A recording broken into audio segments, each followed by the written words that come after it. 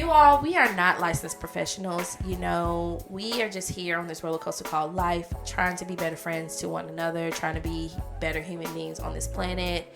If you're tuning in, we are not opting out of therapy. We are not advocating that you listen to us and not see someone who is licensed and trained to help you with day-to-day life on how to cope and deal. So we advocate for therapy a lot here.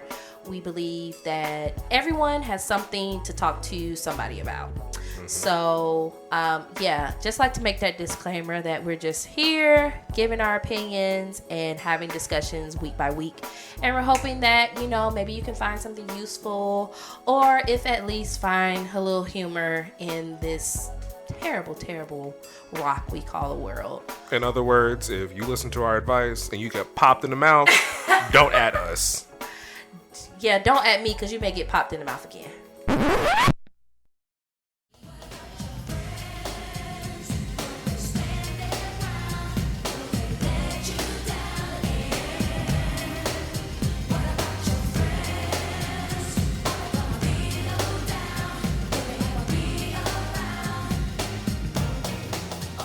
Hello, and welcome back to another episode of the Friendship University Podcast. I am Miki, and I am joined by my amazing co-host, Bonnet and all, Kristen. Okay, let's make some noise.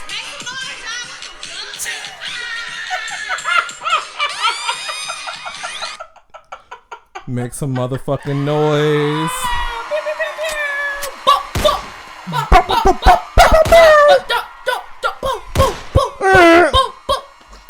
We're here. Babies. We here. And we we're are here. here. Yes, I do have my bonnet on. I was tired, boss. I put my hair up after my last meeting and I lay down for a smooth 20 minutes to take a nice little nap.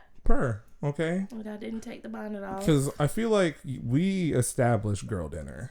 Girl dinner. Haven't established sleepy girl nap. Because a sleepy girl nap really will just reset you.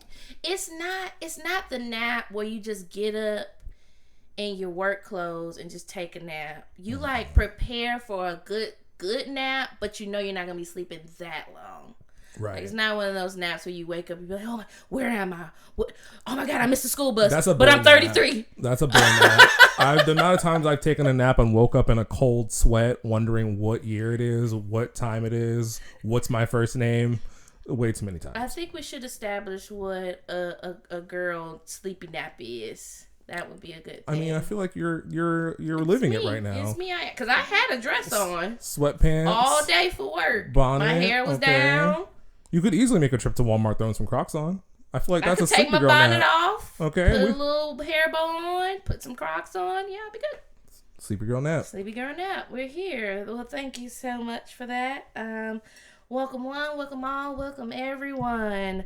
Here at the Friendship University, as Miki said, you know, the podcast where we just try to be a little less trash in hopes that it will encourage you to be a little less trash, because people are our greatest resource. And if you haven't noticed, if you're talking about the world's going to the infinite of nowhere, you ain't got nothing but the people that's on this earth. So, you know, just do right by people. Yeah. How are you, Miki? For once, I can say I'm doing well. Hey, Kakashi. In the sense of... She's referring to my shirt. In the sense of... I just don't give a fuck anymore. Wow. I've reached... That could do it. I've reached the level of just like... So this is what my therapist probably wants from me. Is to stop thinking about stuff too much. Stop just like putting all my energy and the weight of the world on my shoulders. Which what I've been doing. I let people's problems be their problems. I mean, of course, I'm there for people when they need it, but I'm like, oh my God, that's really unfortunate, but it has nothing to do with me. So I really just like, I'm gonna just go ahead and not take that on or whatever. Yeah. I also feel like that's like a level of burnout, just between like the year. So I'm probably just a little burnt out, and I just don't give a fuck at this point. So I'm living my best don't give a fuck life. So playing a lot of Baldur's Gate, which I think I mentioned in the last episode. That's helping. It's so fun. Honestly, Baldur's Gate is therapy. I love it. I think I've logged over like 60 something hours in this game at this point. It's been out for like 3 weeks. I think Maybe done that 2 in a weeks. while. I love it. Spider-Man 2 is coming out relatively soon, so I'm trying to get as much time in possible before Spider-Man 2 comes out. So shout out to the PlayStation people. I'm not going to add you, so don't ask.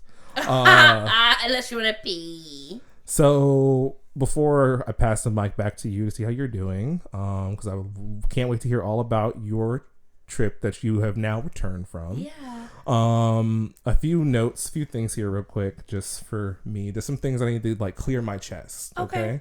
Honesty moment, right? Mm-hmm. First off, number 1. No shade, no disrespect, some disrespect. Henry Ford, I hope you're turning in your grave. What did Ford do to you? This 5-day work week shit is Oh, ghetto. okay. And now, mind you, yes, right. I will give him this. I believe we used to work 6 days a fucking week, but this 2 days off a week ain't cutting it. The amount of times I'll be sitting here like a Saturday night, I'll be thinking, oh, okay, I have just tomorrow off. Like 2 days isn't enough. It's not enough. So I'm gonna need the senators. Nathan Deal. Wait, he's not the governor. Whoever the fuck. To go ahead and start running these, 4-day work weeks. And I don't mean 4 10-hour days, because y'all be thinking you're slick. Yeah. 4 8-hour days with paid lunch, okay? Anyway, so I need to be working 32 hours a week. That's it. Anyway, so moving past that point. Number 2, I just want to go ahead and send my condolences out to the Kia girlies out there. Because I think it's really unfortunate and real ghetto that some of y'all are actually out here starting your cars with USBs. Because that don't make no sense to me. Like, this is not me being shady. I'm honestly, like, I was a Kia girly before. I had a Kia. You need to mix the dial-up tone with the vroom vroom. Okay, so that's really what's happening. I was a Kia girly up until very recently. And I'm very thankful that my vehicle was not one of them. But these Kia people must be stopped. They actually, these children, y'all need hobbies. This is their hobby. They're not doing this to make money. See, back in my day, because I internally am 55. Back in my day, when people used to steal cars, it was to make money. We was flipping taking these it to the bitches. chop shop. They was flipping these bitch. They was changing out the license plates, putting your car on, kind of sealing the stuff. blocks. They was taking wheels. They were taking rims. They were taking stereo systems. Please don't have gone to Best Buy and got a stereo system put in and not have had a proper lock system on your car, because you will come back and that bitch was gone. So, they were taking car phones, all kind of stuff. Now they just taking it for joyrides. The Kia boys are literally out here ruining people's day to drive 1.5 miles down the road, which is crazy. Wow. Because why? I don't know if I'm more upset with the Kia boys or Kia themselves. You should actually be upset with the manufacturer who knew that this was going to be possible. When you ordered those parts and you said, we're going to make these millions of cars that people are going to buy at a steal because Kia has the best deals. This kind of look easy to break into. It'll be fine. Who's gonna know? Who's gonna know? They'll never know. They'll never know. Who's gonna know? That's exactly what they said to themselves. But everybody knows. So yeah, I just had to give my condolences out to the Kia girls out there. Yeah, our deepest sympathy for sure. If you ain't got to jump to put your jeans on, girl, you don't feel my pain. So, you hang out, all right, girl. Hopefully they'll get a fix for that out as soon as possible. They won't. They probably won't. They won't. They don't give a damn about these people out here. Okay, they don't care. They're just gonna keep selling cars, and they're like, well, the new cars, you can't start it up with a USB, and watch you be able to start it up with a bobby pin. Truly, it's gonna just still be the same thing. I completely agree with that. And one last little note. Yes. And this one's a little more X-rated, but I'll keep it as PG as possible. And this is not directed towards anyone specific, because this applies to a lot of my friends. Okay. Heterosexual couples. Hetero. I am hetero. Okay, Vogue. shout out to you. You know, y'all literally keep the world going because we can't have kids. Thank you for acknowledging that. You know, just saying, like, you know, I wouldn't be here if it wasn't for a heterosexual couple. Neither would anybody else. Honestly, if it just wasn't for a woman. But I get it. But you get the point. I appreciate that. That being said, you don't need to look me in the eyes and tell me that we're trying for a child. Like, you can tell me that. Like, okay, I'll say, like, if you tell me, oh, like, we want a child or we're trying for a child, yeah, that's great. Cool. Okay. I don't need you to look me in the eyes and constantly remind me that Steven is busting it down at night. I don't need to know that. Shooting up the club. Shooting up the club. Just doing. I don't need to know that. I'm going to leave it at that. Again, I was trying to keep that as PG as possible, but I don't need to know that. Because how would you feel if I was like, oh, by the way, Marquez, he be digging in these guts. I mean, every night. You don't want to know that? I totally hear what you're saying. It's on the same lines of sexual connotation. So you don't need to hear about it. But you know, people be excited when they're trying to have kids, and you know, it's just like a joyous time. And it's just let me know when the baby baby is being born. We're just trying. We're out here like, you know, procreating. But I get it. Unless I am like a close friend of yours, I don't need to know. But honestly. If we're just like, if I'm a close friend and like, you know, I'm invested in your relationship and I care about you all and I know that's something you want and you want to share with me, like, yeah, we finally decided to try to have children. Okay, great. I'll give you my prayers.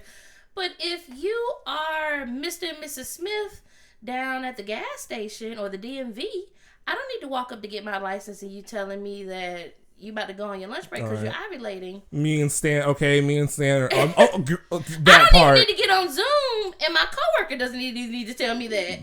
The way I would gag if someone was like, "Oh my God, it's my window. I have to go." I'd be like, "Get out of my face. Please, clock out." I've actually had that happen in real life. Somebody was like, "Oh, we have to like duck off for a minute. I'm ovulating." Like in the middle of hanging out. Yeah. Rude. It's actually happened twice. It's happened once, just like a general like party, and then I was out of town with some people, and they were like, "Oh," I mean, it was like a couple of couples, and they were like, "Okay, we gotta duck off." They really didn't have to say anything. Could have just left. They could have just left. Like they really like we're adults. I mean, we may have sent a text message or two, but wasn't nobody gonna go banging down your door because you know you're only gone for 5 minutes. Let's just be honest. What did we say last week? Have secrets. It's okay to not tell people some things. To not say everything that comes to mind. So I completely agree. Our prayers are with the Kias, and I did hear that in the States they are in certain places trying to, this is a start, it's not the 4-day work week, but they're doing a 4.5. So you do a half day on Friday. So instead of getting off at, I guess, like 5 or 6, you get off at like noon. And then, I mean, I guess I'll take that, but it's not exactly what I was asking for. I don't know how close it is to the great or not so great state of Georgia. Honestly, I feel like it's nowhere near here. Oh, absolutely not. But, you know, also, too, I may have to, like, figure out a way for us to share your PlayStation because I need the new Mortal Kombat in my life. And I was going to get it on the Switch, but someone had to ruin it for me because of visual. For me, though, I'm going to be honest. For me, certain times visuals don't matter that much. Yes, visually on the PS5, it looks way better than on the Switch. But I'm buying the game to play the game. I used to play Mortal Kombat like nobody's business. Like, that's an arcade game I know how to play. Like, if you take me down to an arcade right now, we playing Mortal Kombat, the thumbs, I'm moving. I'm fighting. I'm fatalities everywhere. So As I just really want to play it. Someone who plays a lot of games and loves you, I wouldn't do it. I just want to play it, though. I'd rather just bring the PlayStation over and let you play it. Play with the new characters and the new areas and the new fatalities. I just want to play it.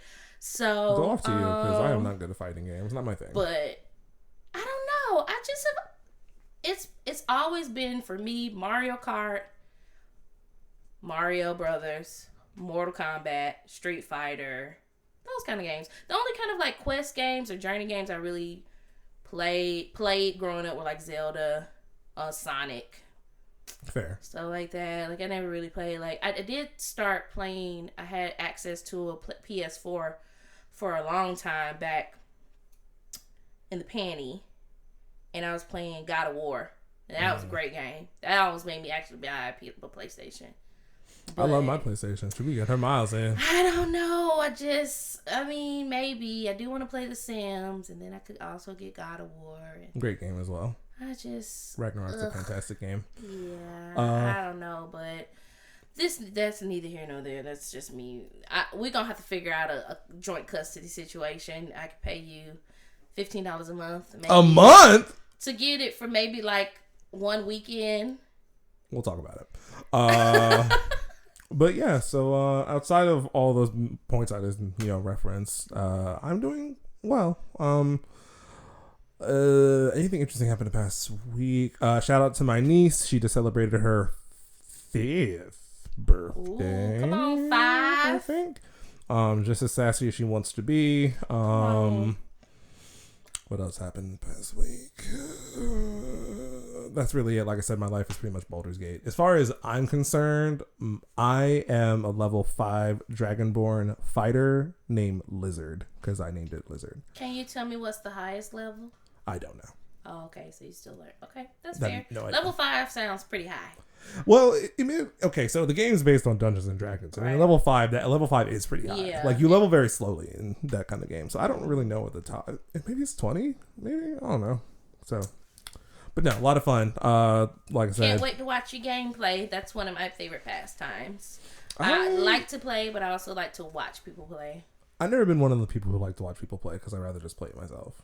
I like to watch people play. Like I'm sharing it. I'm so happy I didn't have a brother close in my age because I don't want to share my games. Like I don't want to like watch you play. You never like wanted to play with someone when you're playing a 2-player game? I mean, playing 2 players is a different thing, but if we're taking turns, like, okay, so for example, my nephews, because a lot of their single player games, it's like, okay, when you die, we'll swap over. Yeah, the problem is, I'm not bad at video games. I'm not gonna say I'm the best, but like, I don't die typically in video games that often unless it's a really, really hard game.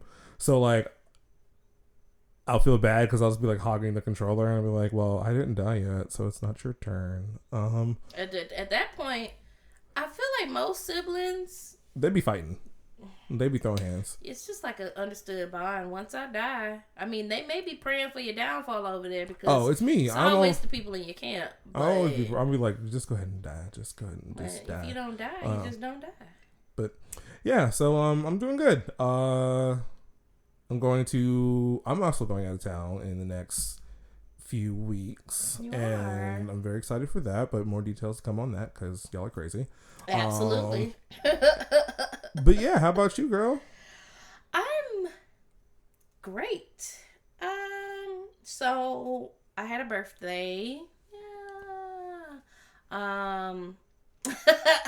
Sorry, I'm laughing because there are birthday balloons inside of the house that someone's pointing to. I had a great time. Went to the Smoky Mountains and I went to this place called The Pretty Place in South Carolina, which was a little bit away from the actual Airbnb that I was at. But where this place is a very small town in South Carolina, and there's nothing but that. And so I decided to say it was actually breathtaking.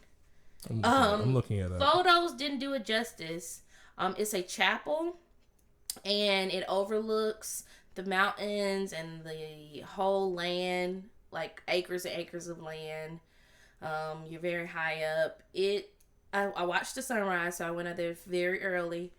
It was a gorgeous view. I spent a couple of hours out there just having a grand old time, and that is very pretty. Yeah, it was gorgeous. So I'm very thankful that I got to see that. I think this is my new birthday tradition, to just be elevated and not by the trees per se, but like just be on some type of mountaintop. Like this is the 3rd year now that this has happened. I did it by myself this year just because I needed a little bit of solitude. I touched on that last week. But I had a great time there, and I'm going to get to something in a second. I'll circle back around. Let me just tell you I like to say in business, roses and thorns. So here are my roses. Beautiful place. I'm sorry. My brain had to catch up to what you said, and I just got like PTSD. So, roses and thorns. It's giving onboarding. It's giving. You're welcome. First, it's giving ramp up. You're welcome. I don't like it. You're welcome. I don't like it. We're a family. Sorry, go ahead. Run, girl. You in danger. Danger, girl. But anyway, so I go. Asheville is actually like. So I was in Asheville for a majority of the time. I explored the city. Asheville actually is much bigger than I thought, and it's a beautiful city. The downtown area is like super cool, very quirky, very like I believe the hashtag for Austin is stay weird, and I would say that that's probably the same thing for Asheville. So it's yeah, like I hear it's very hippie.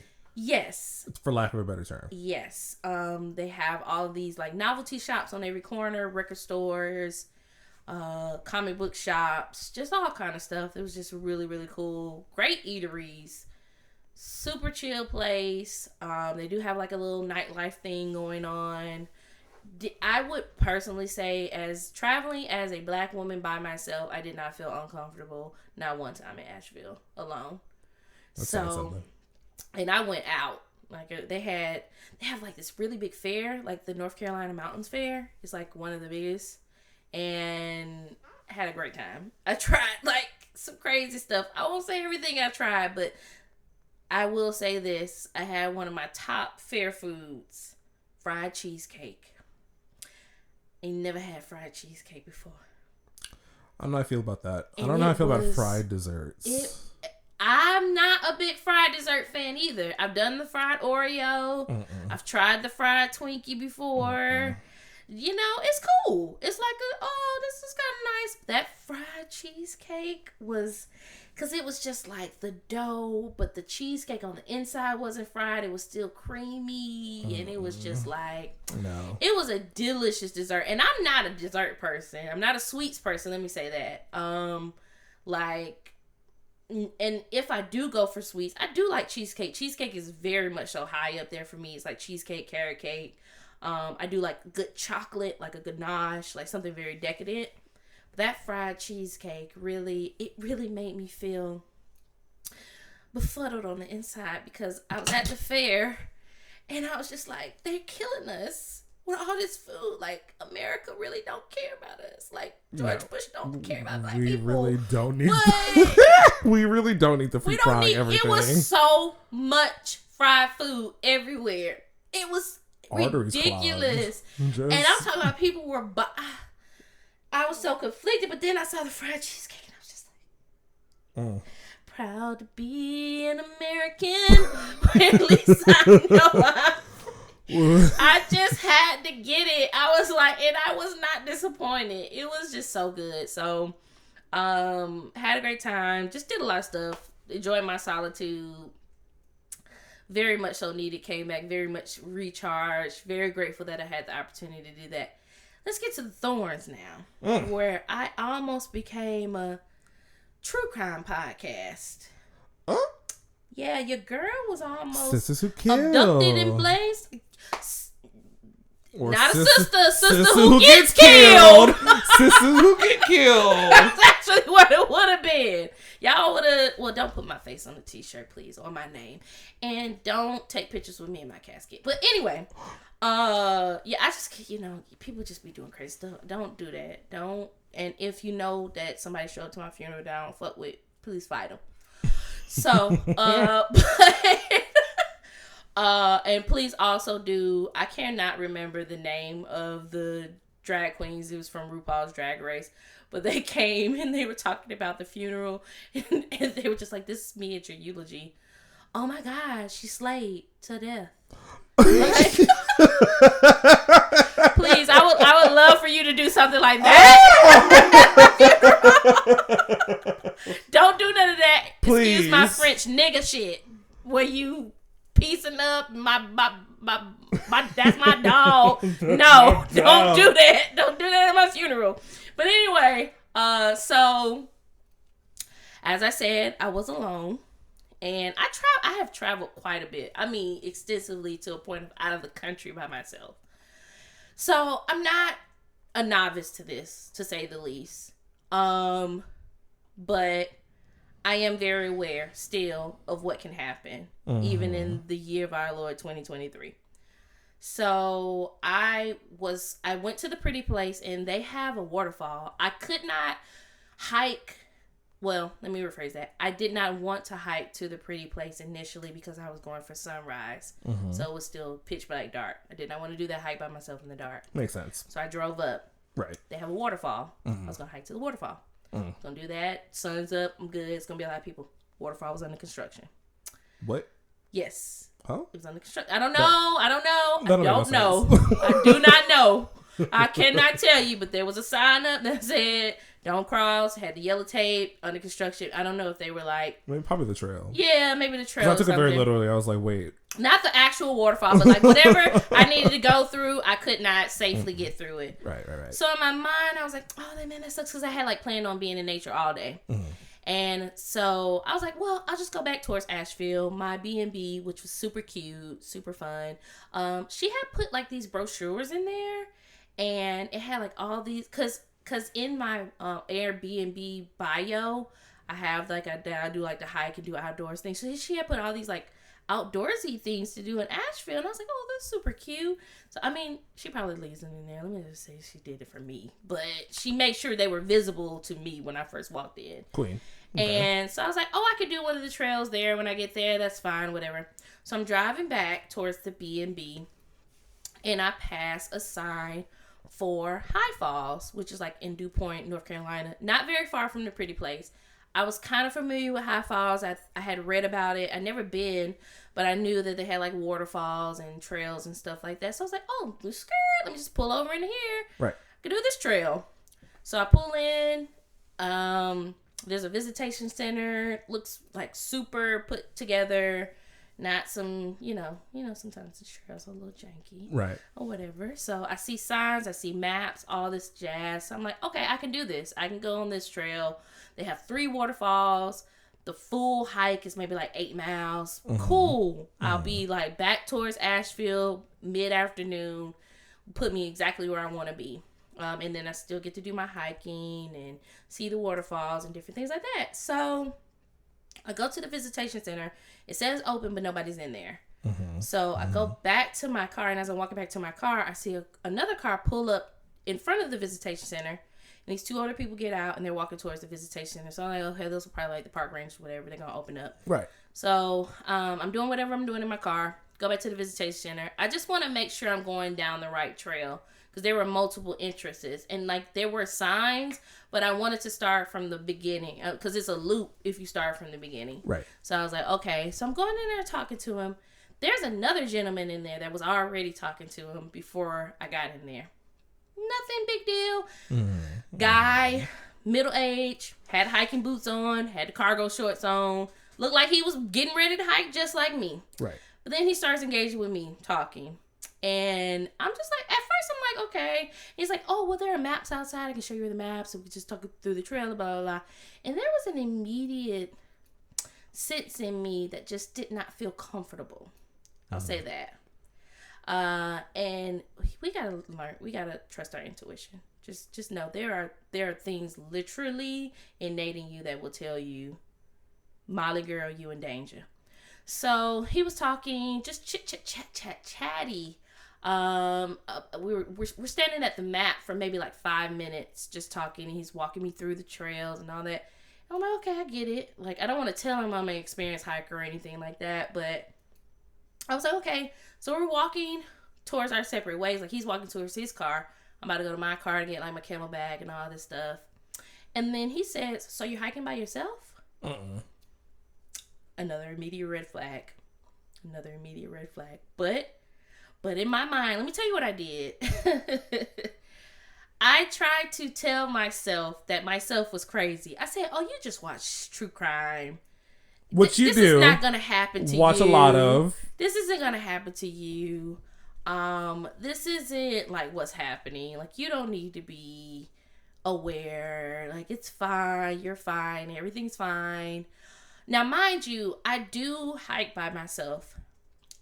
Anytime I've ever gone hiking by myself, I have always gone in where I saw like a big group of people going, and I've always stayed very close to them. Not obsessively close, but close enough to where I'm by a full range of people, so that if anything happens, I got people around me that are not with me, but they'll hear whatever's going on. So, and then I also have my knife that I travel with. So, of course, the more important part. Cool. So I felt an uneasiness, but one, I not a great liar, and then I couldn't lie. He already knew I was from out of town because he saw my plates. There's no one else around in the parking lot, so what am I going to say? Yeah, I'm a ghost.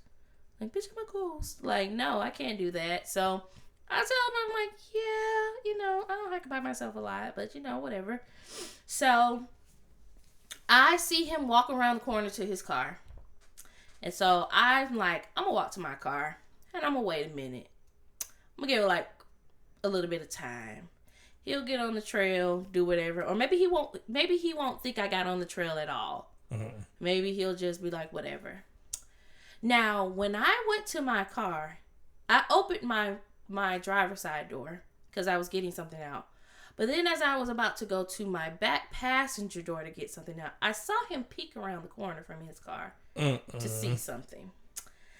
And I was just like, yeah, again, we just try to talk ourselves out of ourselves. I'm like, it's fine. So I get in the car. I make some calls back because, like, my mom had called, had some other people that called. I knew that they had been calling me all morning, so I let them call them back and make so they know that I'm okay. It was probably a good 25, 30 minutes that passed. I said, okay, I'm good. So I started on the trail. The first waterfall was probably 1.5 miles in. I was probably halfway there. So at this point, I'm probably like maybe 15 minutes into the trail, which doesn't sound like a long time, but when you're in the middle of a forest, in the middle of nowhere, it is. Now, when I hike by myself, I only keep one earbud in because I need to hear what are my surroundings. I am walking. I got my stuff playing, and all of a sudden, I hear very heavy, very rapid footsteps coming up behind me. And I just knew at this point, I said, I know it can't be this nigga. And I'm just using nigga just in just as a general characteristic. I'm not going to say if he's black, white, but I'm not going to tell you who he was. But, he was a very large man. So I turn around, and it is this man who is very rapidly walking up behind me with 2 walking sticks or hiking sticks in his hand. If you know anything about hiking sticks, they come in a variety. He had the kind of hiking sticks that you use to go up mountains, so they were pointy at the end. And a backpack and his baseball cap. And so I turn around and I'm like, oh, hey. He's probably like 50, maybe 75 feet away from me when I turn around. So I'm like, oh, hey, what's going on? He's like, yeah, I was going to take a different trail, but I figured, I just follow along behind you. I just, make sure you're okay. All right by yourself, blah, blah, blah. Okay. I'll be very honest with you. It was in that immediate moment, I heard the voice of the Lord say, you're going to be okay, but you need to get out of there immediately. I mean, I'm talking about I heard it clear as day. So I said, okay. So we are hiking and we are walking, and I'm trying to figure out how I'm going to get out of the situation. Because at this point, I'm in the middle of a forest that you know very well. And I need to turn around and get back to the entrance because that's the only way I know how to get out of here. So we get about 3 more minutes into the hike, and I get a text message. So I take my text message and I start slowing down. So I'm responding to the text message, just normal. It's just somebody wishing me happy birthday. And then I say, oh, my apologies. Today's my birthday. I have some people reaching out to me. He's like, oh, today's your birthday. Okay. Oh, well, happy birthday. Okay. Maybe at this point he started to know that I wasn't just a single black female out here with nobody who cared about them. But anywho, I'm like, okay. So I say, oh, I have some people. Because at this point, I did have a couple other people I hadn't called back who have been calling me. So I'm like, oh, I do have some people who've been calling me, and I just want them to know that I'm okay. They've been calling me for my birthday. I just need to make a phone call. So I dial a number of a friend, and I start slowing down my pace as I'm walking. So he starts slowing down his pace as we're walking. So I'm like, oh, so I'm talking, and then I'm on the phone, and I'm like, hey, oh yeah. And so I'm like, oh, can you hear me? Oh yeah, I'm in the middle of High Falls. I'm in the middle of like the woods. Let me just try to start walking closer towards the entrance. Maybe you can hear me then. So he starts to like slow down and all of this and that. And I'm like, no, you can go on without me. It's fine. He's like, no, it's fine. I don't mind waiting. I was like, no, you can go on without me. I'm going to finish up this phone call. I'll probably just hit it a little bit later today or whatever. But just go on. He's like, are you sure? Like, I can wait. And I'm like, no, it's fine. You can go on without me. So then he starts to walk at a normal pace in front. I immediately turn around. Start going back to the entrance. As you should. At this point, I'm talking to a voicemail. There's nobody on the phone. Girl, but let me tell you what I was doing. But let me tell you what I was doing. Letting them know everything. Everything. I'm at High Falls. Yep, in North Carolina. I'm going to the first waterfall. Yep, I was hiking by myself, but this nice gentleman was in the visitation center. He just, decided to hike with me so I wouldn't be by myself. Well, he had a fire and rescue shirt on, so I don't know if he's an ex-firefighter or whatever. Yeah, very all good. I'm just, and I'm not yelling. Well. I'm not yelling at this point, but I'm talking where if you're close enough, at this point, I ain't worth it, bro. I ain't no spring chicken. I'm not the one you want. Just keep going and try the voicemail would be full. I'll be like, "Yep, burgundy shirt." The voicemail inbox you left is full. Oh, boop, boop. And that's all he heard. And then he come up behind you. You tried it. Okay. But no, so I get back to the entrance, and I'm cool, calm, collected. I get back in my car, and I'm just thinking in my mind, I cannot believe at my big age that I was almost on Netflix. Murdered, kidnapped, or worse. I'm like, this is crazy. This 6-foot-something, 250-pound man almost got me. What would your documentary be called? Keeping Up with Kristen? I mean, he kept up. Where'd you go again? High Falls. It's like on the border of South Carolina and North Carolina. High C. Gets taken down at High Falls. High C. Oh, there it is. High C takes a high fall. There it is. It'll be one singular episode on how to catch a killer. I will never know. I'm going to tell you something. First of all, always trust your instincts. Always. Never. If you feel like something is off, don't care about being offendable. Don't be like, I don't want. It is okay to be offendable if it means saving your life. At the end of the day, I don't know what that man thought. It ain't none of my business to know what he thought. All I know is what I knew and what I needed to do. Because, one, I was hiking by myself. And you were going on a hike. And we had a full-on 5 or so minute conversation. Why at that point didn't you say, oh, I'm going into the trail. I can hike along with you. That would have been less assuming than me hearing rapid. When I say if you could picture gravel of a 6-foot, 250-pound man feet hitting the gravel fast enough to reach up to you after I'm 50 or halfway into the first waterfall, that's what I heard. So, okay. Secondly, sir, you say it yourself. If I'm hiking by myself and I hear this footprint of something coming up behind me, what you think that's going to indicate to me? Murder. Murder, kill. And so I don't have to think about that because I was talking to somebody and they were like, well,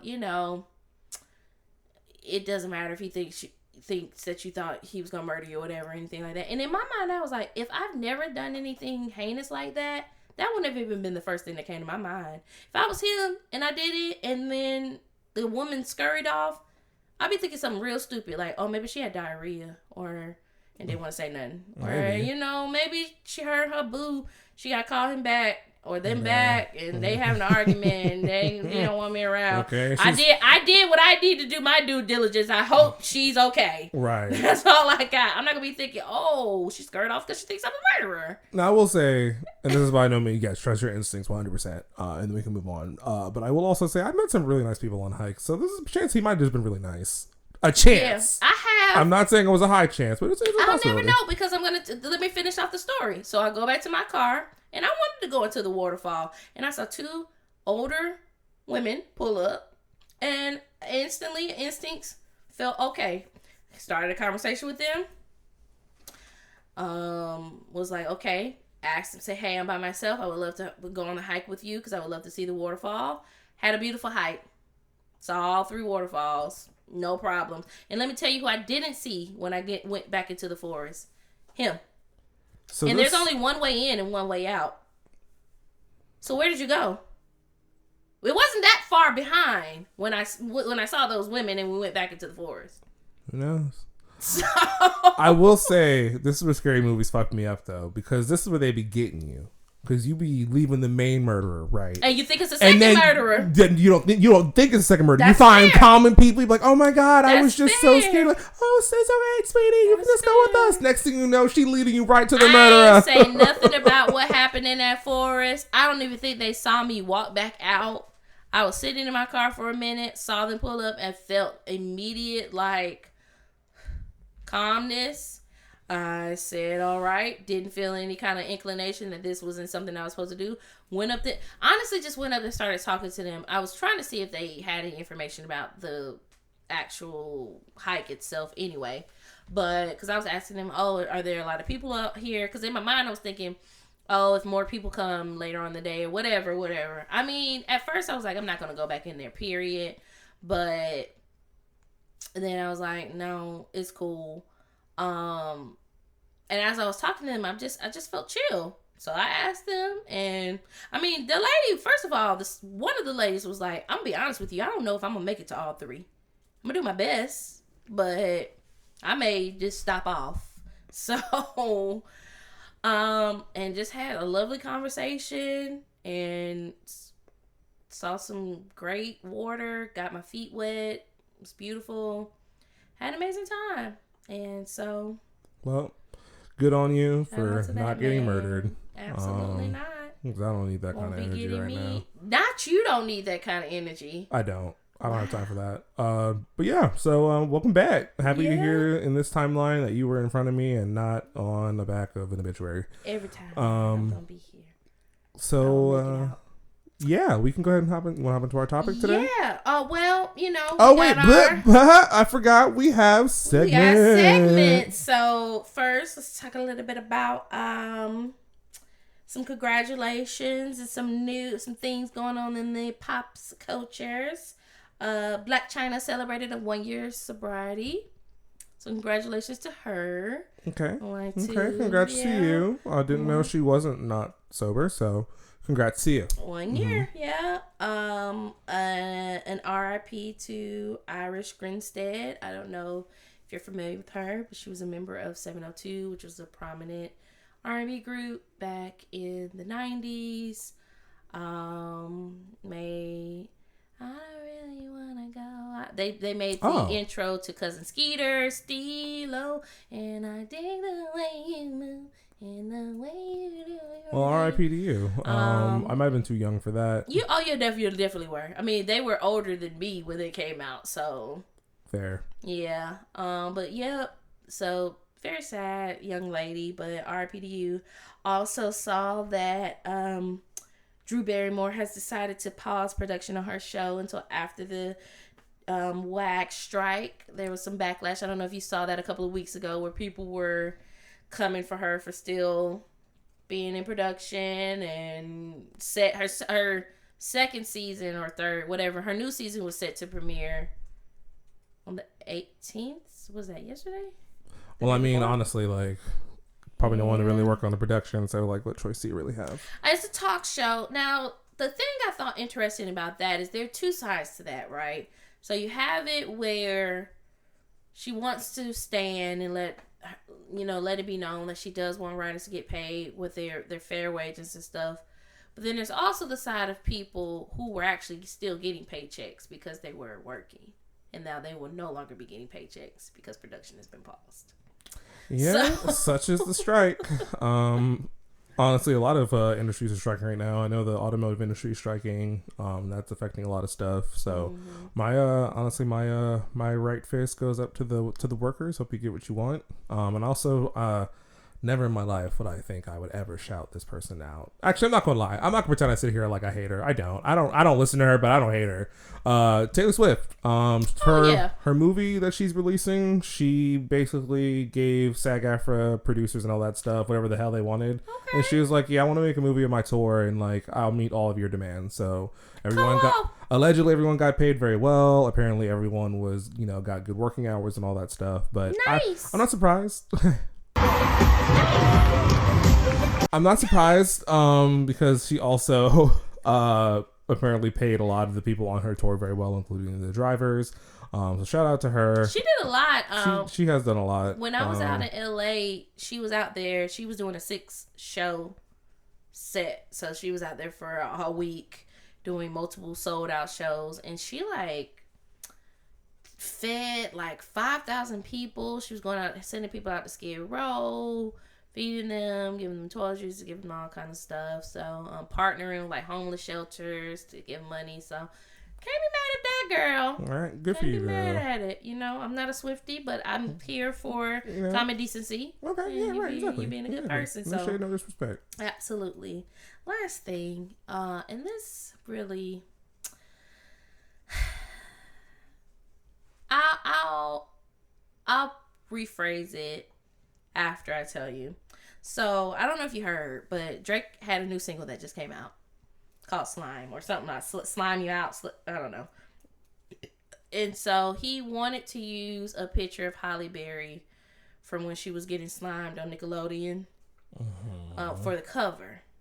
Now, it was a Getty image, so it was free out there for the public to see. Okay. But he personally asked her before he okayed it to be the single. She said, "No, I'm not comfortable with you using that for this song." And he used it anyway.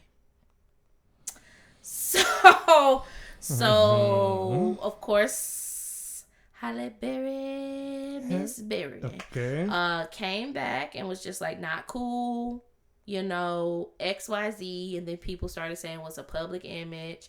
And her argument was that, I get it's a public image, but why ask me if you're going to do what you want to do anyway? Why present yourself as someone who's respectable enough to ask about using this if your intention was to do whatever, regardless of what my answer was going to be? Right. So, I liken that to people asking you what you want as a gift for your birthday or Christmas or whatever, and then just get you whatever they want. Why would you ask me what I want if you're just going to do whatever you want anyway? I think people ask because they're I think they ask for their own consciousness because he was going to do it regardless probably. So he's probably hopefully she says yes and I can wipe it off my chest. You would have been better not asking though. I mean, I never said the logic made sense. I never said it made sense. I just said it's probably one that goes through their head. I haven't heard the song. I don't know what let me look up some kind of nasty song. Image. Let's just say that. But you can look up the image. It would be like me asking you, "Hey, I really like this photo and I want to use it for your birthday post." It's my post, so I can do what I want with it. I mean, it is shouting you out. It looks like a little bunny now. I don't fucking know. And then I just used the photo you don't like anyway. I'm just it's my birthday post. I'll do what I want. Slime You Out featuring SZA. Oh my. Next up, SZA. Yep. So I thought that was pretty interesting. I would like to say, Drake, you need some better friends in your camp. Because don't be asking people questions you don't want to know the answer to. I haven't been keeping up with Drake in a long time. No shade, no disrespect. I just haven't really been on the Drake train for a while. I couldn't tell you what his... outside of this, I couldn't tell you what his last single was, to be honest. Didn't listen to the last album. Don't know. I like Halle Berry, though. And when I saw it because Halle Berry responded to it. And was talking about, it's not classy, essentially. Because, she's a classy lady. She's a classy lady. Yeah. I think the last Drake song or album I listened to was Scorpion. So, nonstop and stuff. But I don't even know. I don't know. It's fine, but yeah, do better. I mean, he changed it. I'm sure after people complained about it, as most people do. You should just stood 10 toes 10 toes down. on it, honestly. Just Honestly. stood 10 toes on it. Do you have our friendship fun fact for the day? Yes, I do. But we're gonna go ahead and change that name, and we're gonna go ahead and change this topic to people. Let me tell you about my best friend. Oh yeah. So today we're gonna be highlighting a very interesting but heartfelt friendship. I mean, I don't know how much more heartfelt you can get from, Mr. Robinson and a gorilla. But anyway, so today I want to shout out the queen of jazz, Ella Fitzgerald, and the beautiful blonde bombshell, Marilyn Monroe. All right. So if you know anything about these two ladies, I don't really need to explain their backgrounds very much. If you don't know much about them, one, you're probably really young, or you live under a rock. I mean, well, they weren't even our time, and we still know about they them. are. Yeah, Right. Icons of their time for sure. So like I said, I'm not going to go super deep into their backgrounds, but long story short, in early parts of Miss Fitzgerald's career, she was struggling to get into more popular clubs for obvious reasons. One, she was a black female. Not only was she a black female, she was also a black female who was a little bit overweight, and also based on what they say, not the most attractive woman. She wasn't your quintessential slim. She wasn't Marilyn Monroe. Yes, and even fun fact, even Marilyn Monroe at that time was considered plus size, but right. So, of course, Marilyn Monroe, being who she is, she was an actress as well as I believe she also sang a little bit and stuff like that. But she was very well, connected to these larger clubs, these larger individuals and stuff like that. And Marilyn Monroe was a follower of Ella Fitzgerald's for quite a bit. Enough so where, and this may be a direct quote. Don't. I mean, it may be a direct quote. I'm not 100% sure, but Miss Fitzgerald said, "I owe Marilyn Monroe a real debt. She personally called an owner of this club called Macobo." Just for background real quick, I probably messed up the name of that club, but a lot of really famous people perform there, such as Charlie Chaplin, Lana Turner, people like that. So relatively large people. So once again, she says, "I owe Marilyn Monroe a real debt. She personally called the owner of the Macoba Club," like I said, I'm probably messing that up, "and told him she wanted me booked immediately. If he would do it, she would take front table every night. She told him, and it was true. Due to Marilyn's superstar status, the press would go wild. Ultimately, the owner did say yes, and Marilyn, as she stated, was there front and center every single night that Ella performed. The press went overboard after that. Essentially, that really pushed Ella Fitzgerald's career forward. Not saying Marilyn's to thank for her, blowing up, but she played a factor into it. And then from there, they maintained a relatively, close friendship up until Miss Monroe's passing, during which Ella Fitzgerald herself actually sang at her services. So just shouting out that really unique friendship. I didn't know they were friends. Maybe that's common knowledge. Not sure, but shout out to those two very powerful ladies. No, I had heard things about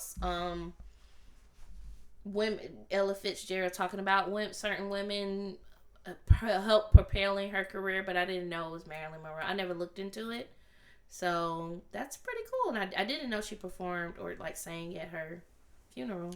Funeral services. So. We'll post a picture on the socials. I believe this is a picture of them at said club where she performed. So yes, that's the picture I've seen before. I didn't. Wow. Again, don't quote me on that. They may not be the actual club. But yeah, shout out to them. If there's anyone, there's a lot of people who don't perform or aren't around anymore to perform that I would love to see. Ella Fitzgerald's definitely one of them. Absolutely. That's a cool fact. Thank you for that. Of course. Girl power. Y'all better help one another. Okay. See what you can do if you have other people's best interests at mind and not just selfishness. Shout out to y'all. So this week's topic, brought to us is going to be one about friendships and ages. As you both know, or not both, but as listeners know, Mickey and I, we are not the same age. We kind of have pretty, I guess, a big gap. I don't want to say a huge gap, but you know, it's a gap. Or so years or whatever between the two of us in our age range. So we thought it would be interesting to talk about age gap in friendships and friendships in different generations. So I guess my first question would be, Miki, when you think about your friendship groups and who you hang out with, just guessing, what's the percentage of people that are older than you? 100%. Wow. 100%. 99.9%, because there is one singular person who I talk to regularly who was younger than me. And when I say younger than me, I mean a couple months. I guess we won't count people like in your that are your same age. 100%. All of my friends are older than I am to some degree or another. Maybe a year, 5 years, 10 years. Hell, sometimes 20 or 30 years. Not 20, 30. Oh, yeah. I have a lot of older friends. Yeah. It's kind of always been that way. So where my birthday falls on the year, I was always the youngest person in my class anyway. But again, they're mainly still close in my age, you know, not too far off. But as I've become an adult, I've always gravitated to people who are always a bit older than I am. Never really thought too much about it. It's not like I actively seek people who are older than I am. It's just circumstantially the ones who I do connect with the easiest and, you know, the deepest with, maybe from like work or an event or mutual friends, is usually people who are older than I am. And again, that really ranges. Like you and I are about like 5 years apart, but again, I have friends who are, you know, 10 years older than I am, 15 years older than I am. I never really thought of anything twice about it. Funny enough, I'm the one who brought up this topic because I was talking to one of my friends and he was giving me advice about like, oh, this is where I was in my 20s and this is where I am in my 30s. And that's, I mean, I love hearing that kind of advice because it makes me feel a bit better because I'm like, oh my God, am I actually not like fucking up? Am I actually doing a good job? So he was giving me some advice about like life and stuff like that and his experiences. And I was like, you know, I feel like those are the kind of relationships that are like really impactful, you know, not like the mentor-mentee kind of relationship, but more so like you have a friend who has all this experience in life and you have a friend who is like starting to like go through those experiences, but their own version of it. So it's kind of like interesting to be like, huh, so this is what, like being older, I can see how it'd be interesting to be like, oh, I remember I'm going through that, you know, that's crazy, you know, stop freaking out. I know that's not what you asked me, but I just kind of like took a tangent on that. Yeah, that's fine. But how about you? How many of your friends would you say, or what's your percentage? Probably 50-50. What? Yeah. Probably 50-50. I always thought I was like your youngest friend. Like your own, actually rephrase that. I always thought I was like your only younger friend. No, actually. So I have two other friends. One is 1 year younger than you, and one is 3 years younger than you. Okay, come on, babies. Yeah. Actually, pause, asterisk that for just a second.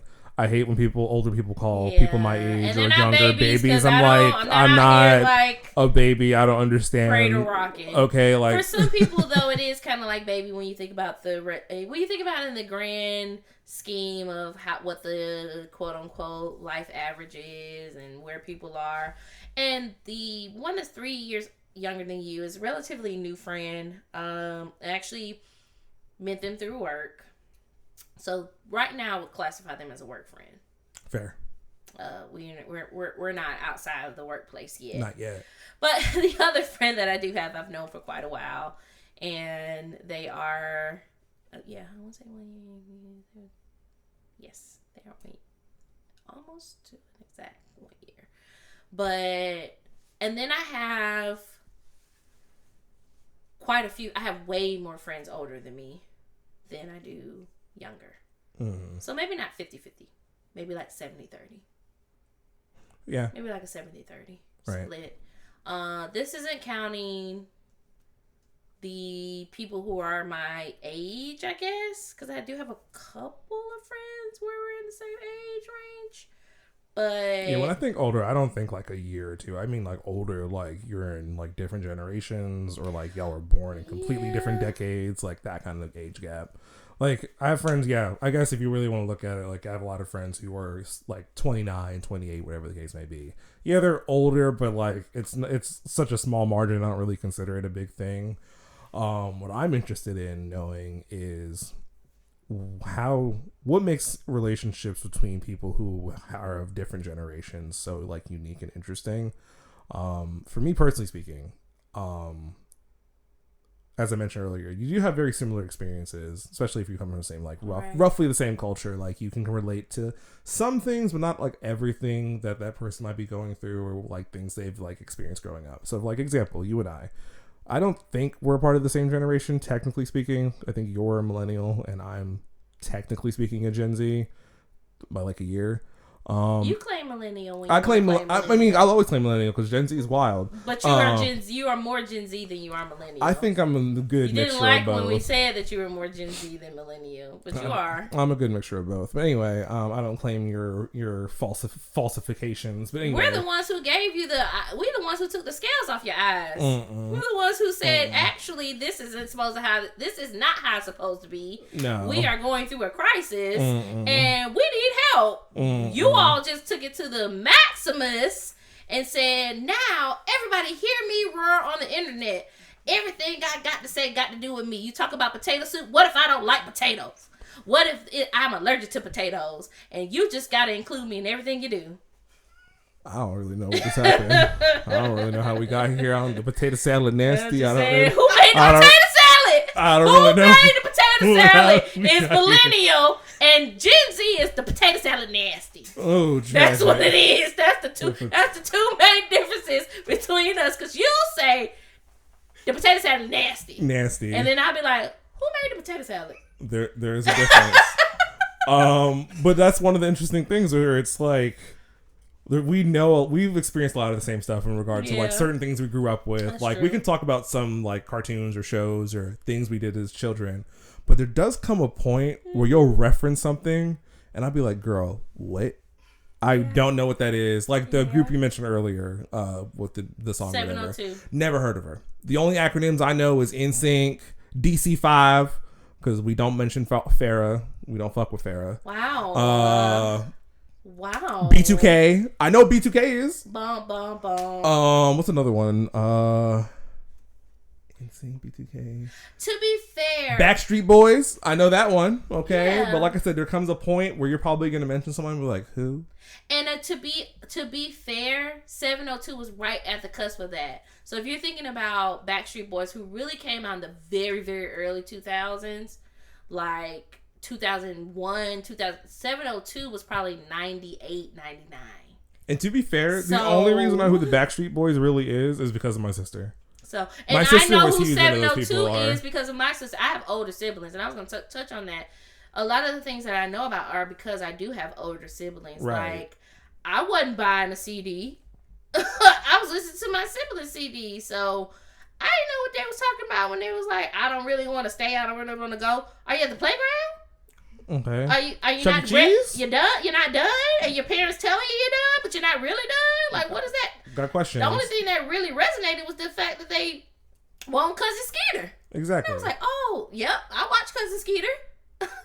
So that's what I think is really interesting about like friendships that are like you're just close enough in age where like you do have a little bit of overlap, but you're still far enough where it's like there's some things like I reference and you're Absolutely. like what, and there's some things that you reference and like you what. be on TikTok and it's weird over there. I love it. You niggas is weird. Chokehold. The choke has been hold. And I really. You at least you watch my TikToks. That's all I ask is that you watch my TikToks. That's because you send it to me in text messages. How else are you gonna watch them? Exactly. I watch them on the web. Exactly. Over them in the app. That's as long as you're watching them. That's all that matters. But then there's also the relationships where people who are like, you have no overlap. For example, I have quite a few friends who are upper millennial. Like when they were graduating, I was nothing but a glimmer in my mom's eyes. Didn't exist. Two different places. My dad was over there. My mom was over there. I was two separate people. So those kind of relationships are really interesting because your experiences are so different. Yeah. Where some things obviously still don't apply, like cheap housing, for example. Trying to talk to some older friends were about like, oh, why don't you just buy a house, girl? Because I can't. Because houses cost a lot of money. But anyway, I digress on that point. No, I get it. It still brings like a fresh perspective though, because as a young person, you can, expand their horizons as far as like, oh, like things are a little bit different now, or like kind of like bring them into like trying new things or whatever. What's the term? Teaching us old dog new tricks, for lack of a better term. We're like, I don't like that. What do you want me to use, girl? I don't know. Introducing them to new hobbies and whatnot. For example, we have another mutual friend who I believe you guys introduced to music festivals. Something they probably never would have done otherwise without you. But we're the same age. Pause. You and Veronica are not the same age. Oh, you're talking about... Oh, I thought you were talking about Butcher. No. Because I introduced Butcher. I was referring to Veronica this time.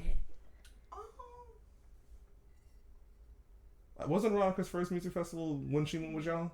It was. It's fine. They don't even know what I'm talking about. It was. This story could be a whole lie. Okay? Okay, pick it back up. Yeah, you're right. So, yes, music festivals. Right. So, I believe we have a mutual friend who's a bit older than both of us.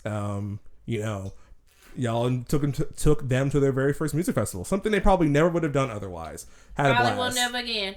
But at least they gave it a shot. And, because they had people in their lives to kind of open up their perspective. But also the reverse also works, where like I'll be complaining about, oh, I don't know what to do with my life, or, oh, I'm worried about this thing, or like, how am I going to do this or whatever. And they'll be like, I've been there, I've done that. Here's what, of course some things still don't apply, but here's how I handled that situation. This is what, my perspective. And I mean, even on the same tip, you're the reason our mutual friend went to their first techno show.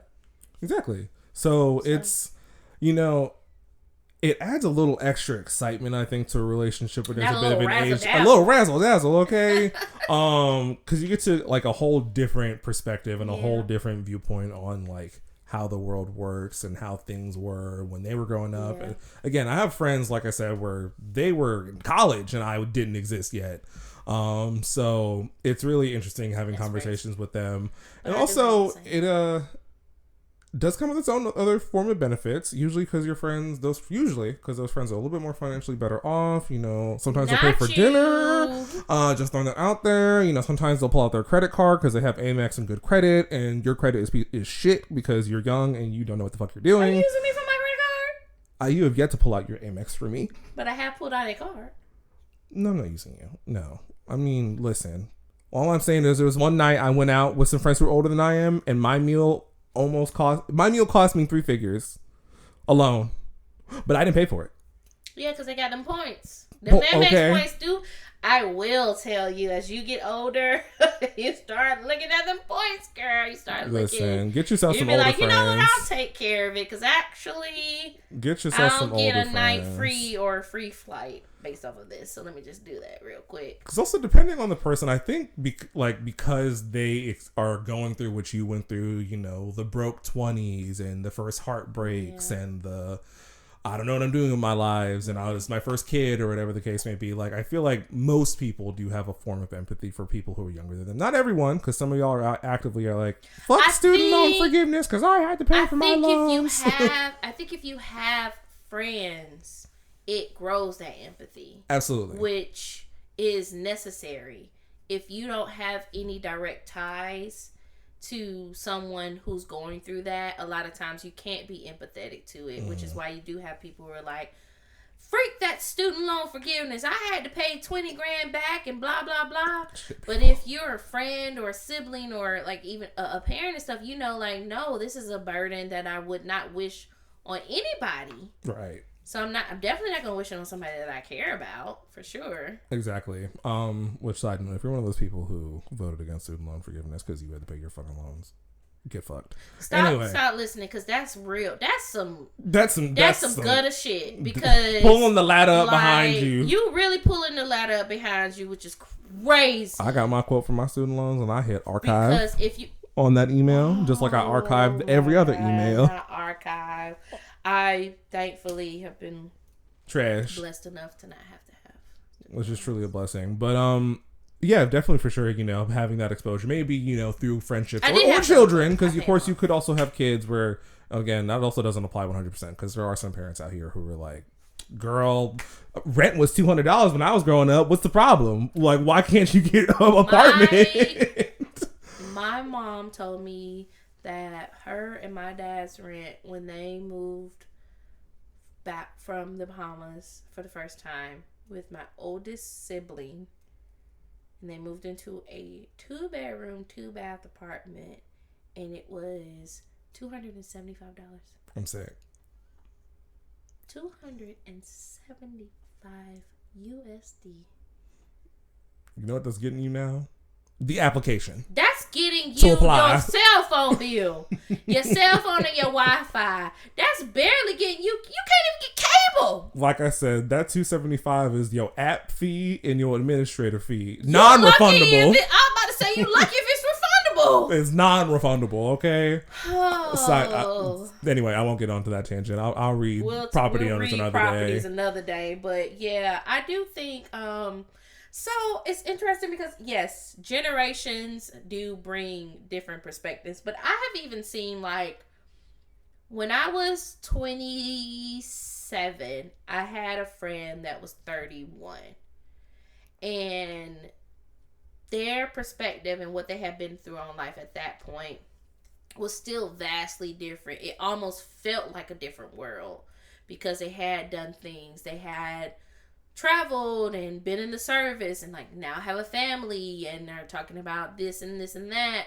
I think it's really valuable to have friends who are older than you because, as you said, you all introduce new perspectives to one another, like where they can give you something that they've been through before.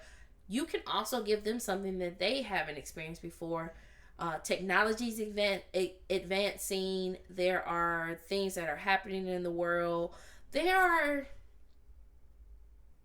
a new mind floating around. I'm gonna just say it. Like, there's new minds floating around now that do not think anywhere near what were our parents, baby boomers, what baby boomers used to think like. Right. And it takes you being close enough to someone to respect their opinion to really understand that, So we aren't technically like far versed in the boats that we're in. I think you're doing great. You're doing a great job. You're doing what you need to do every single day. But you're doing a good job. Yeah, you're doing a good job. Bitch, you're doing a good job. You're doing a good job. But there are some days where I'm like, man, we didn't grow up hearing anxiety. We didn't grow up hearing like everybody saying like this or this or that. And I'm just going to put it out there that I do think the internet has kind of like made a little bit of a trend out of mental illness, which is sad. Okay. Which is very sad because there are people who are out here who do really deal with these things, but people are so starved for community that they'll take one bad day and turn it into this. I have depression, right? And and then they'll make that their identity. But I would say, like, I'm still learning. You teach me things. You keep me in the loop with the new games and the iPhone tricks and the new whips. You know a lot about cars. I mean, not to say this because you're young, but you do know a lot about cars, and it keeps me up to date. I wish you would have been with me when I got that trash ass. Don't do her like that, Nina, girl. I'm sorry. Don't give out on me, girl. I love you. Don't do it. Because girl, you could be starting her with a USB drive, okay? So don't do me like that, Nina, girl. But I just want you to know that you did me dirty on that mountain. I just want you to know you embarrassed me trying to go up that mountain and spin. I was like, my foot was on the that reminds me of the metal. So that reminds me of this time I went to not Colorado. I went to Seattle. I went to a music festival in Seattle, right? And for one reason or another, I have a way to book cars for cheap, and I can pick whatever car I want. I'm not going to explain it too much because it's none of your business. So I was going up there with the expectation. There was 4 of us, and I was like, okay, I'm going to get us at least at the smallest possible vehicle. I'm going to get us as like a Grand Cherokee or something. I was hoping to get like a Suburban or something like that, but you know, you got to do what you got to do. Mind you, it was a camping festival. We were camping there, so the bigger the car, the better for us it would have been. Well, Jesus had other plans. Well, we get there, not a big SUV to be seen. So we get this little 4-cylinder crossover SUV Hyundai, which if you don't know, Hyundai also makes Kia or vice versa. Don't ever get a 4-cylinder if you can avoid it. This is my first and last 4-cylinder car. You'll never get me again. To be fair, 4-cylinders by themselves are not the best. 4-cylinders, when you add a turbo to it, is much better. That's what a lot of cars are doing nowadays. They get 4-cylinders. You'll never get the chance to disrespect but still, the way all 4 of us were stacked in that car, going through the Seattle mountains, putting range. Oh, I tell you, my foot was to the on the floor. On the floor. My seat was all the way up. I was right here to the wheel. My foot was on the ground. Like, just please, people are behind me. I'm so embarrassed. It was horns are honking. People are passing me. Oh God, I can't believe you're embarrassing me like this. I thought we were gonna die. I'm so used to being the one vroom. So, and it got me. She got me. Like I said, just be thankful that you don't got to start your car with a USB drive. But yeah, for sure, friendships across age groups are quite fun. I think they're just overall a fun time. Fun. There can be a downside. Which I think this is actually more of a conversation we could have later about how to maintain friendships during motherhood. But of course, as people get older, parenthood for sure overall, because like there are some dudes out there, I guess, who are good dads, or whatever. Wow. But so this nigga talking like he didn't grow with his dad in the family. My dad is actively at the house, probably watching TV. Our most recent thing we bonded over is some pretzels. But anyway, so. Like I said, it's probably more of a conversation about friendships or maintaining friendships in parenthood. Stories about that. As people get older, of course, like responsibilities change. They start families, they start relationships, they start jobs, they move, and all that stuff like that. So, I think there can be a downside, or not so much a downside in the sense like it's bad that they're doing that, but you know, the friendship may shift and change a lot as time moves on, and that applies to every friendship. But if you're closer in age, for the most part, you're kind of going through the same steps of life kind of concurrently. Like, we're both in school, okay, now we're both doing this, now we're both doing that. And again, everyone's on their own time schedule, but for the most part, when you're in the same age group, you're relatively following the same track. Where someone's 10, 20 years older than you, someone 20 years older than me right now is, you know, they're planning family reunions on their 3rd kid, and whatever the case may be. They're looking a bit more into retirement, for sure. Right. So it's not the same. It'd be like, hey girl, let's go see Charlotte DeWitt or Amelie Lenz or whatever the case may be. It's like they'd be like, I'm literally 47 years old. I cannot stay up until 3 a.m. I'll tell you, I'm good for a baby. I'm not in my 20s. I'm getting there now. There's sometimes I'll be like, they'll be like, what's the afters? I'm like, the you rubbing your knee. That's an indicator immediately. When you rubbing your knee for no reason. Baby. Rubbing your knee. I realize I sound like my dad growing up in the morning. My dad, listen, this be me and my dad in the morning. My mom probably fucking hates it. I would. Walking up and down the stairs. I'm old. We old. I'm just murder all y'all. Cause what are you doing? Love my dad, but noise. I'm just like that nigga for real. I'm on the opposite side. I'm the older person that likes silence. Oh, I mean, I like silence, but you gotta wake. You gotta move your body. You've been still all night. The phlegm in your throat. You gotta stretch. Okay, you gotta let the pop lock and unlock it. So If I hear some bone stretching, that's a different story than you hacking up a lung. Gotta hack up the stuff, spit it in the sink, scratch my butt. So aging's crazy. But like I said, overall, my general opinions on friendships between different age groups is that it can be a very rewarding experience for both sides. So I think it's necessary, honestly. For sure. I think every single person should have someone older than them in their lives, Or younger. And I'm gonna preface this by saying, if you're a teenager and there is an older gentleman trying to be your friend or an older lady trying to be your friend, stranger danger. Stranger. They're not trying to be your friend. Okay, if you're 14 and a 30-year-old is trying to be in your life, that ain't what we're talking about. We are full-fledged adults on this podcast. We pay taxes. We pay bills. We're adults. Tax-paying adults. So, yeah, if you are an adult who is friends with someone who's older, and that could still even be in your early 20s for sure, because I want to say at like 21, I was friends with the older woman who may have been like closer to 40, and she was my boss, I will say that, at a job, and she gave me one of the best quotes of my life, because at that time I was looking to be married. I was close to being married and all these different things, and I just knew this wasn't not only what I didn't want to do, but it's not who I wanted to do it with. And we were talking about like immediately having children. It was just all these like different emotions. She was like, the best thing I could have ever done was have my first child in my 30s. She was married. And I think at that point she had been married maybe like 7 years, and she had her first child at like 32 or 33, close to my age. And she was like, yeah, the best thing I could have done, because I knew who I was before I became a mom. So I didn't become ex-mom. I became ex this mom. And I was able to balance that. So pretty cool. But I think everyone deserves to be friends with someone, especially I think in different generations. It gives a perspective. Like you said, like, I've been there, done that thing, but I also, you want to experience this, and there are new things out there, and let's go to this like festival. Let's do this, like let's do that. Like you're looking for.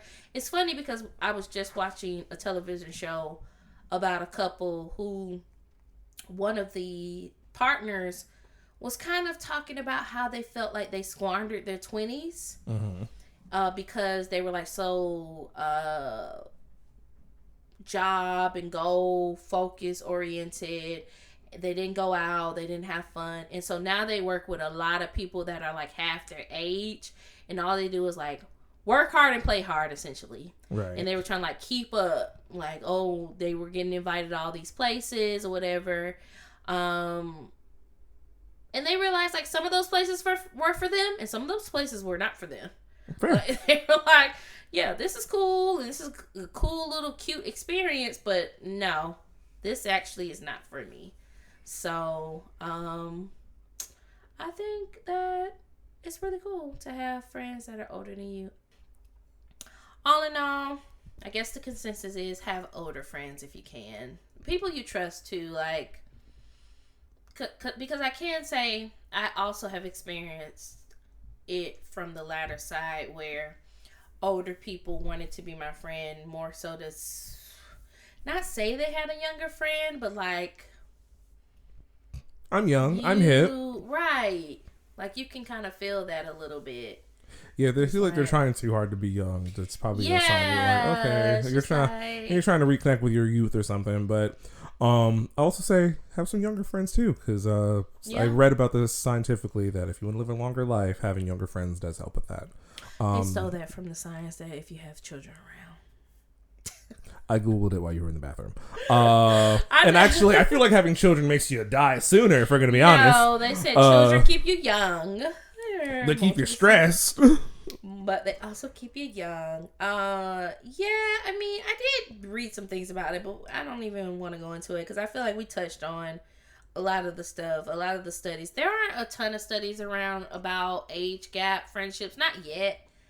I really want to say, like, to be honest, I feel like the millennial generation is one of the first generations to embrace like true age gap friendships.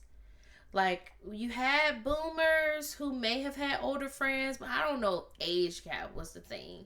Like, even thinking about like the fact that I consider my mom a friend. Like a lot of our parents don't consider their parents friends. They would never even use that term. So it's just kind of like, I feel like we were the start of like it being open and acceptable and not weird. You know what I mean?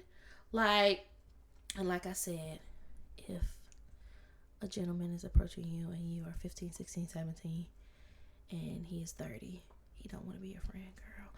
Really, if he's above the age of 18. Same thing about females, male, anybody. Yes, and they don't want to be your friend. So if you are like older in your 20s and you're out on your own, because I want to say I've met my first older friend at work, and it was a woman. I met her. I was probably like, I may have been 22, working for a company I won't say the name of because we don't want to get sued, and there were the age disparities in that company were crazy. Like you could have like an 18-year-old. I mean, 18 was like the minimum, but you could have an 18-year-old, you could have a 40-year-old, you could have a 50-year-old. I think I had a coworker that was actually like about to be 60. By the time I left, they were turning 60. So they be Poppy hating you too. Not like all this of young them. whippersnapper. Not all of them, but yeah. I mean, yeah. That I want to say my very, very first like true meaningful friendship, someone who I'm still friends to this day, was birthed from that job. So fair. Yep, you met me at work. I did meet you at work. So I'm trying to think where. I kind of agree. I think most of my older friends probably came from work, but most of my friends at this point just come from work. So, you know, when you spend 40 hours a week there for some stupid ass fucking reason, Henry Ford, you might as well make some friends, right? Don't take every work friend home though, because some people need to just be work friends. Some people don't need to be friends at all. Some people just need to be a coworker. Yeah. But yeah, so that's really all I have on this topic. How do you feel, Kristen? As I said before, I think it's benefits in having friends in age disparities. They can show you things, they can teach you things. And don't be afraid to feel like if you're the younger one in the party that you don't have anything to offer, because you do. Big on that, for sure. You can definitely like tell them things, show them things that they never would have thought of in a particular light. And you just never know. Like, don't be afraid to be like, hey, I know this or that or blah, blah, blah, blah, blah. It's a mutual quid pro quo, for sure. And make sure if you are being friends with someone that's older, or if someone on the flip side, if you're older and somebody's being friends with you that are younger, their intentions are pure. Because sometimes people think they can take advantage of you on Absolutely. either side. So it's with any friendship, honestly. It's the same rules that apply. You need to be vigilant. You need to judge people by their actions and not by their words. And you just need to be aware of what they're saying and what they're doing. So if you don't have an older friend, get out there. Meet someone in another generation that could teach you something, you young whippersnapper. Okay. And you young whippersnapper, you can teach this elderly person about technology. Old horse, okay. What'd you say? Teach this old dog new tricks. Teach this old dog new tricks. So we will end with the quote of the day. And I found this, and it says, some people are old at 18 and some are young at 90. Age is just a concept that humans created. Yoko Ono. Truly, age ain't nothing but a ladder. I mean, it doesn't matter. Don't get twisted, because R. Kelly tried to say age wasn't nothing but a number, and now look at where he is. But yes, it's about how you feel in your body. And I'll say this: I have seen people say you get older and like, oh, my knees going out, and my ankles, and da da da. It's not hereditary.